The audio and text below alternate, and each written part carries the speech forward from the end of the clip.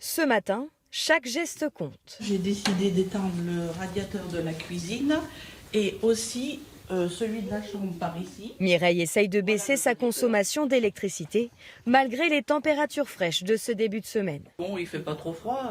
On a mis un pull un petit peu plus épais. Et puis voilà, j'ai dit, comme c'est un plein pied, c'est vrai que j'ai pas non plus de prise d'air, donc j'ai dit je baisse un peu. Dans son salon, elle a débranché la télévision et sa box internet, des efforts qu'elle fait avec bonne volonté. Je fais déjà très attention. J'essaye de débrancher tout le soir, mais c'est vrai que des fois d'avoir une petite relance et de remettre ça dans la tête, ça... Je veux dire, on fait un bon geste et c'est vrai qu'on n'a pas toujours l'utilité de tout toute la journée. Un peu plus loin, ses voisins aussi répondent à l'appel national. C'est simple, ce matin Thierry a tout débranché. On a coupé les interrupteurs, toutes les machines qui sont branchées là, c'est ce bouton-là, si vous l'allumez en mettant en route, vous voyez, le café, tout ça. Et donc, ce matin, on a coupé là, ça coupe tout. Le couple a revu son planning de lessive. Voilà, vous voyez, le panier à linge est plein. Et j'attends demain pour pouvoir faire une machine. Le pic de consommation redouté est passé. Son niveau était inférieur aux prévisions du réseau de transport d'électricité. Il n'y a pas que les particuliers qui avaient été sensibilisés. Les entreprises, elles aussi, ont été invitées à limiter leur consommation. Ça passe par des petits gestes, là aussi, sur l'éclairage ou l'utilisation des ordinateurs. Exemple que nous montrent Cyril Adrien-Salmand, Nathalie Bednarik et Sébastien Maloiseau. Dans ce bureau, on voit qu'on a fait le choix du coup de ne pas mettre de chauffage. Chauffage coupé dans certaines pièces, réduit dans d'autres. On a une consigne donnée qui est à 17 degrés aujourd'hui dans l'atelier. En temps normal, on se situe plutôt autour de 19-20 degrés. Dans cette PME de 18 salariés, on a choisi ce matin de faire des efforts pour réduire la consommation d'électricité. Je pense que 2 degrés, ça fait la différence sur 2000 m² et sur une hauteur de 7 mètres sous plafond, ça fait un volume important en moins.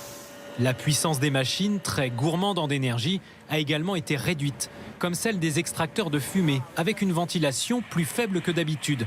Des mesures qui n'ont, semble-t-il, pas gêné la production. Je trouve ça bien de respecter ça. Et moi, chez moi de même, j'en fais pareil. Les grands groupes ont également fait des efforts. Dans cet hypermarché, par exemple, entre 7h et 10h, on a baissé l'intensité des lumières de 60%.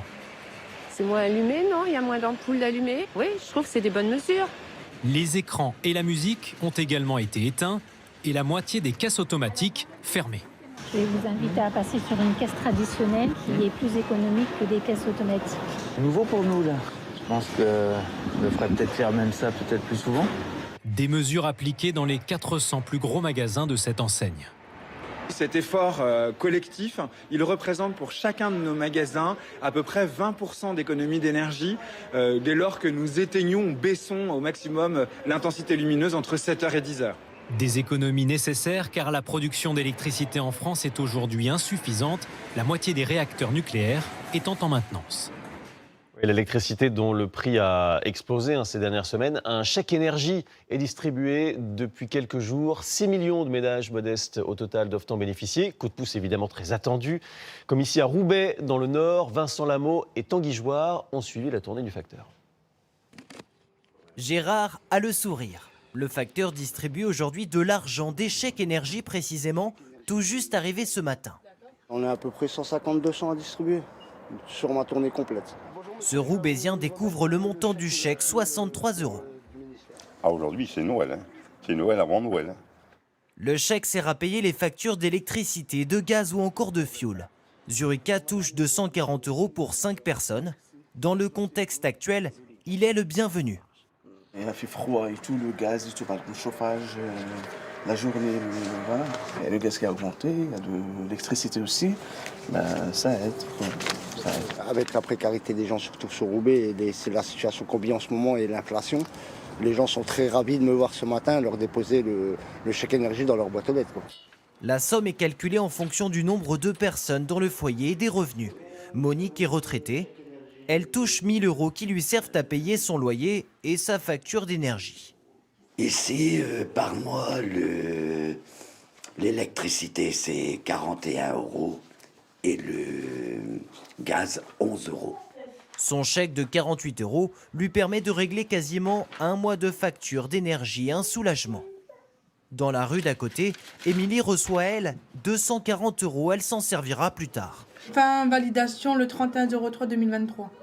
Donc l'année prochaine, donc dans un an. Donc ça fait moi, comme j'ai ma facture au mois de août, je pense. Donc je vais l'utiliser au mois d'août. Comme ça, ils vont déduire 240 € de ma facture. Une aide utile pour environ 6 millions de Français.